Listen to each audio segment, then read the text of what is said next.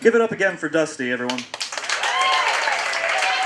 She's a good friend of mine, too.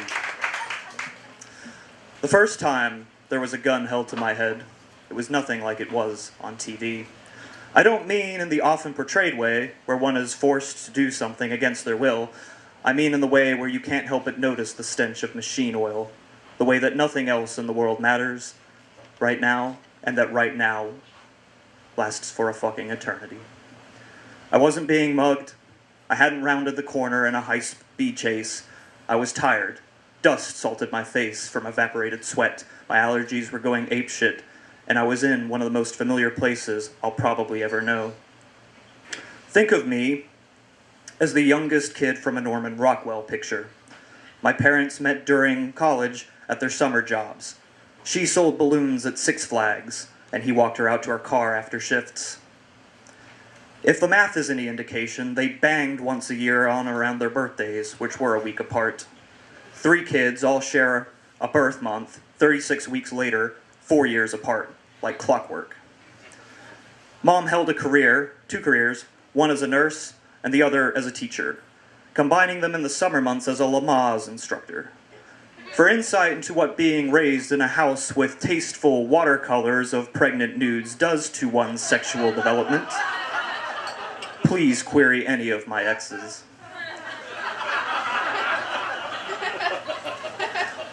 My father was a chemical and then computer engineer. A forced retirement from a local petroleum concern sent him back to school. In that time, he kept the household comfortable until he found an environmental engineering position. I was old enough to know that he wasn't working, but too young to understand the implications. I think that speaks volumes about the effort that he put into sustaining us.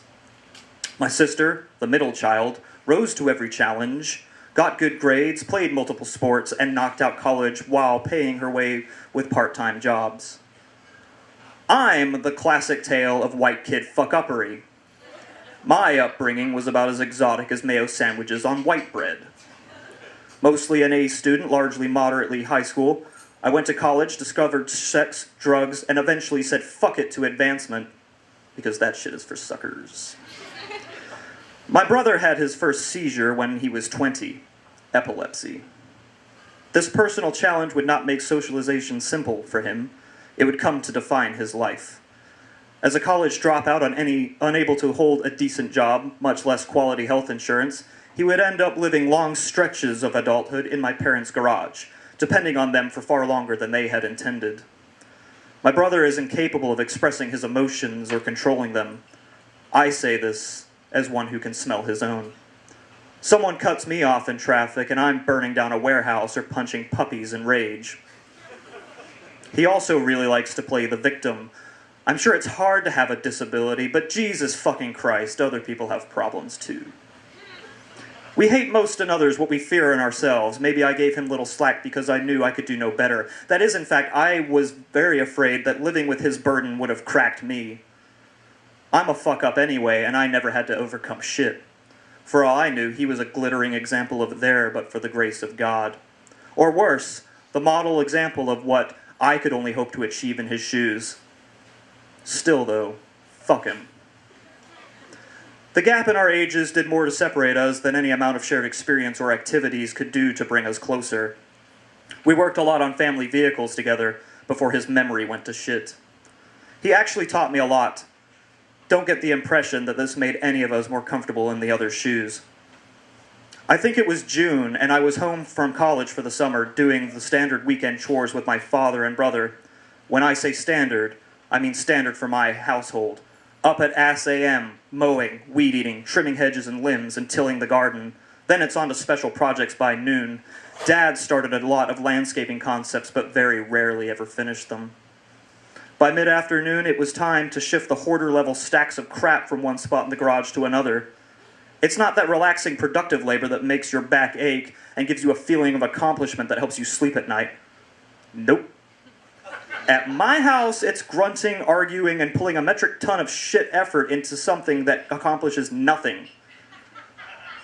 The garage was split between the guest house, where my brother was currently occupying, and the sweltering hot box of bullshit my father could never bring himself to part with. Like any venture between my dad, my brother, and myself, the afternoon and the early evening went like this. My father would grunt curt and vague directives without ever telling us the end goal. My brother would grunt, fume, and huff his frustration. I would stand quietly until it was told to pick up something or sweep a section. They'd yell, and I would pray that Mom would show up and recommend we come in for dinner. On this day, they were particularly at odds. My dad is not an easy man to get work with, even on his best day. He had a short temper and a very particular image in his head of how things should happen. He shared this image through a series of grimaces and gesticulations, and fuck you for a moron if you didn't understand. I'm of the mind that he resented me for even existing since I wasn't part of the plan, and I know that despite his love that he felt for both of his sons, he probably kept a fire of distaste burning for my brother as he fell for the obstacles in his life. My father had hurdled his. Those two could be in a relaxation tent on a tropical island sipping drinks and enjoying BJs, but the tension and aggravation between them would still be palpable. It only got worse in the years that my brother lived with them. I'm no better when it comes to interacting with him. I'm not in the habit of speaking ill of the dead, though neither will I build them up with false praise. My father worked as hard as fuck for things, and I never wanted anything. He taught me skills that I use to this day, skills that have saved my life and the lives of others. He never shied away from a challenge, and he never took defeat as a reason to stop. He was strong, certain, shrewd. He loved us all and sacrificed himself in a moment for even the slightest advantage in life for any of us. He was also a huge fucking asshole. Quick to anger, inept at communication, unyielding in his opinion, never get me started on the relationship he had with my mother. I'll talk my ass off at both sides of my face simultaneously. Now, I loved him. God helps the man that says otherwise, but sometimes I just never wanted to see him again. It's funny how one moment can seem so vivid, and the memory of the preceding events can remain utterly occluded. For the life of me, I can't remember what the blow-up was that ended our workday, or how we made it inside to the living room, where the argument continued. I do remember my father, looking ancient and weary, and frail as he sat in a high-back chair. My father is a mountain at 6'3" and a deuce 80. Big is how my family does it. At 6'2", I'm the shortest man in my family. My brother is a skyscraper, but there he sat. My dad, only moments ago, a tower of integrity and surety, now tired of the discussion, tired from the day's work, just tired. I stood off to the right, quiet again, a gut full of cold grease, waiting to be dismissed so I could shower and read until sleep took me. My brother stood opposite of him when something my father said blew his goddamn mind. Try as I might, I'll never remember what it was. My brother took a step forward with the awkwardness of someone who has never been in a fight and stomped down on my father's knee. My dad, not in the greatest shape of his life, and his knees even worse than the rest of him, barely made a sound. But that knee would pain him for the rest of his life. My brother turned and stormed out of the room and from the house, walking away fuming, his joints stiff. He bent slightly at the waist. I can remember thinking just how much of a child he looked like. My father turned and asked me to help him back up on his feet and acted as if nothing had happened. He gave me some instructions about buttoning up the house for the night and then turned down the hall. I heard the door open and thunder close. My dad turned as well.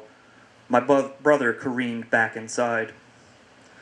You know how they say it's never as bad as you think, that your imagination comes up with the stuff way worse than the reality ever could. You ever taken that logic one step further and knowingly imagined the worst case scenario, confident that if you were mentally prepared for that, whatever really happened would be a cakewalk? Imagine that crumbling sensation that accompanies your sandcastle dream, washing away to expose reality infinitely worse because it's in Dolby-surrounded Technicolor and pressing on your stomach like a bag of flour washed down with blacktop tar. You blink and shake your head, but your vision just won't clear. I squeezed my eyes shut for a moment and shook my head, opened them again. But I wasn't seeing clearly. Of course that was my brother stalking back towards us, but my eyes were playing tricks. No way was he holding a Smith & Wesson 9mm semi-automatic. Despite my comments about the minor hoarding and the college dropout kids, we were not particularly a trashy family. Quite the contrary. Each of us is well-read, worldly, and knowledgeable. Family memberships at the museum and zoo, season tickets to the local theater. Sunday evenings at the orchestra, a fine home in an affluent neighborhood, but there was my brother walking around the house with a pistol. And there he was, pointing it square at my father's chest. Something just to the left of fear nailed me to the ground, sort of like utter shock, but without the disbelief. Prickly red heat broke out across my back and my whole body like a damp horse blanket. An instant glacial ice crashed upon the small of my back, sending rogue waves of chilled slurry to crest over my scalp. Fear was unknown to my father. He stared cold and calm past the piece and into my brother's eyes. Whatever words passed between them were muffled by the static of blood rushing through the vessels behind my ears. I disassociated. I could see and hear, but nothing was really making it through. The cottony cocoon of my psyche had erected. I have no idea what my dad said, but it was like water on a grease fire, and the gun's muzzle angled up to his face. 4 feet separated my father's brow and the matte-finished barrel. My brother was yelling something. What I did then was not a sign of courage or obligation. I felt nothing but cold butter inside my chest and the buzzing in my fingers as I wedged myself between them. I put my left hand on my dad's chest and shoved gently. He swayed, a face of calm, masked, wrapped around haphazardly a white-hot fury. I turned to face my brother, and the gun's trajectory shifted to meet my eye line, coiled rage in my gut, rattling, hissing. The gun smelled like the head gasket my brother and I replaced on the '82 Suburban only a week ago. The barrel was so wide I could have stuck my whole head inside, and in some faraway place the ultralogical part of my brain piped up. A 9mm is a relatively small barrel. Shut up, Dick. His knuckles were strained and white, his forefinger twitched furtively on the trigger. His stance was terrible, elbow locked in an arm fully extended position. The weight of the thing had to be killing him. His arm betrayed a palsied tremor, and his shoulder was hunched, thrust forward. The empty pseudo-calm that had filled me seemed like a great counterpoint to the tension, that stiffness that I read all over his body. It was his face that finally scared me. Screwed up like an infant about to wail, tears stood out on his quivering cheeks. His lower lip trembled, his jaw was set with determination, but his squinted eyes, those were the eyes of a child lost deep in the woods. Like a fool, I reached for his gun, never breaking eye contact. When he noticed, he flinched, raised the gun as if to brain me with the butt, my head tilted slightly to the left, wearing the expression of a curious dog. No, was all I could manage to say. My brother's face went slack, his arm relaxed, and I turned my palm up. He set the piece in it gingerly, as if bequeathing his original Han Solo action figure.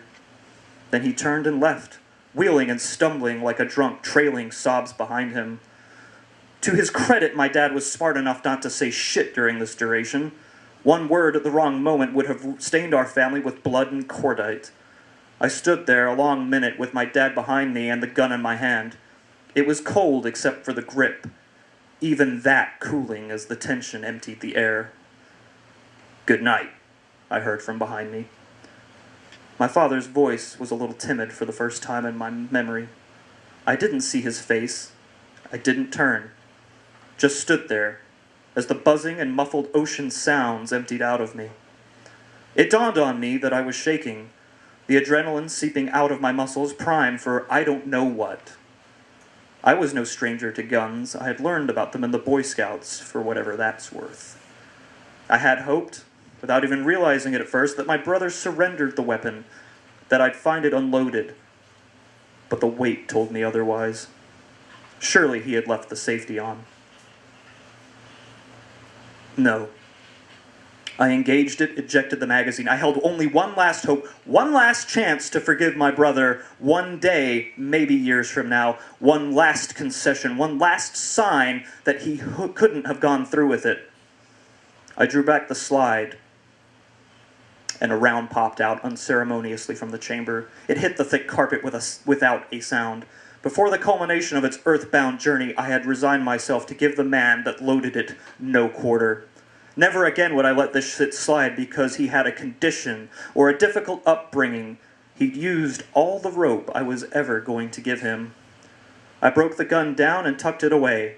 I stashed it in the same closet I'd hid bad report cards and behavioral warnings as a kid, after intercepting them as they hit the mail.